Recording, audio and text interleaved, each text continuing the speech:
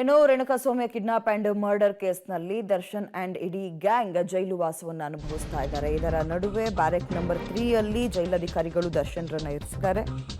ಜೈಲಿನ ಇನ್ಸ್ಪೆಕ್ಟರ್ ಮತ್ತು 3 ಸಿಬ್ಬಂದಿಯಿಂದ ಅಲ್ಲಿಗೆ ಭದ್ರತೆಯನ್ನ ಆ ಒಂದು ಸೆಲ್ಗೆ ಕೊಡಲಾಗಿದೆ.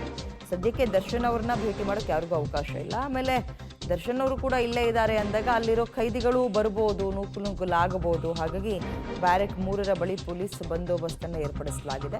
ನಟ ಅಲ್ವಾ ಎಷ್ಟೇ ಇದ್ರು ಕೂಡ ಅಲ್ಲೂ ಕೂಡ ಅವರ ಅಭಿಮಾನಿಗಳಿರ್ಬೋದು ಅಥವಾ ಇನ್ನು ಕೆಲವರು ಅಯ್ಯೋ ಟಿ ವಿಲಿ ನೋಡ್ತಿದ್ವು, ಸಿನಿಮಾದಲ್ಲಿ ನೋಡ್ತಾ ಇದ್ವಿ, ಇಲ್ಲೇ ಬಂದಿದ್ದಾರಂತೆಲ್ಲ ನೋಡೋಣ ಅಂದ್ಕೊಂಡು ಮುಗಿ ಬಿದ್ದರೂ ಬೀಳ್ಬೋದು. ಹಾಗಾಗಿ ಅವರಿರುವಂತಹ ಸೆಲ್ಗೆ ಬಿಗಿ ಭದ್ರತೆಯನ್ನು ಕೊಟ್ಟಿದ್ದಾರೆ. 3 ಜನ ಕಾನ್ಸ್ಟೇಬಲ್ಗಳನ್ನು ಕೂಡ ಅಂದರೆ ಸಿಬ್ಬಂದಿಯನ್ನು ಅಲ್ಲಿರಿಸೋದರ ಮುಖಾಂತರ ಆ ಬ್ಯಾರೆಕ್ 3ಯ ಬಳಿ ಪೊಲೀಸ್ ಬಂದೋಬಸ್ತ್ ಇದೆ. ಒಂದು ಕಡೆ ಜೈಲಿನ ಹೊರಗೂ ಅಭಿಮಾನಿಗಳು, ಸ್ಟೇಷನಿಗೆ ಕರ್ಕೊಂಡೋದ್ರು ಅಭಿಮಾನಿಗಳು, ಸ್ಥಳ ಮಹಜರಿಗೆ ಕರ್ಕೊಂಡೋದ್ರು ಅಭಿಮಾನಿಗಳು. ಈಗ ಜೈಲಿಗೆ ಹಾಕಿದ್ರು ಕೂಡ ಅಲ್ಲೂ ಹಾಗೆ ಜನ ಸೇರ್ಬೋದೇನೋ.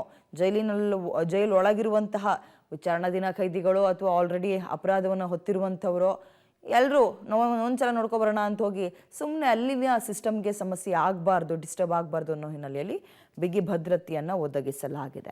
ಪರಪ್ಪನ ಅಗ್ರಹಾರದಲ್ಲಿರುವ ದರ್ಶನ್ಗೆ ಬಿಗಿ ಭದ್ರತೆಯನ್ನು ಒದಗಿಸಲಾಗಿದೆ. ಬ್ಯಾರೆಕ್ ನಂಬರ್ 3ಯಲ್ಲಿ ಜೈಲಧಿಕಾರಿಗಳು ದರ್ಶನ್ ಅವರನ್ನ ಇರಿಸಿದ್ದಾರೆ. ಜೊತೆಗೆ ಜೈಲಿನ ಇನ್ಸ್ಪೆಕ್ಟರ್ ಸೇರಿದಂತೆ 3 ಸಿಬ್ಬಂದಿಯಿಂದ ಅವರಿರುವಂತಹ ಸೆಲ್ನಲ್ಲಿ ಭದ್ರತೆಯನ್ನು ಕೊಟ್ಟಿದ್ದಾರೆ. ಸದ್ಯಕ್ಕೆ ದರ್ಶನ್ ಅವರನ್ನ ಭೇಟಿ ಮಾಡೋಕ್ಕೆ ಅವ್ರಿಗೂ ಅವಕಾಶವನ್ನು ಮಾಡಿಕೊಟ್ಟಿಲ್ಲ.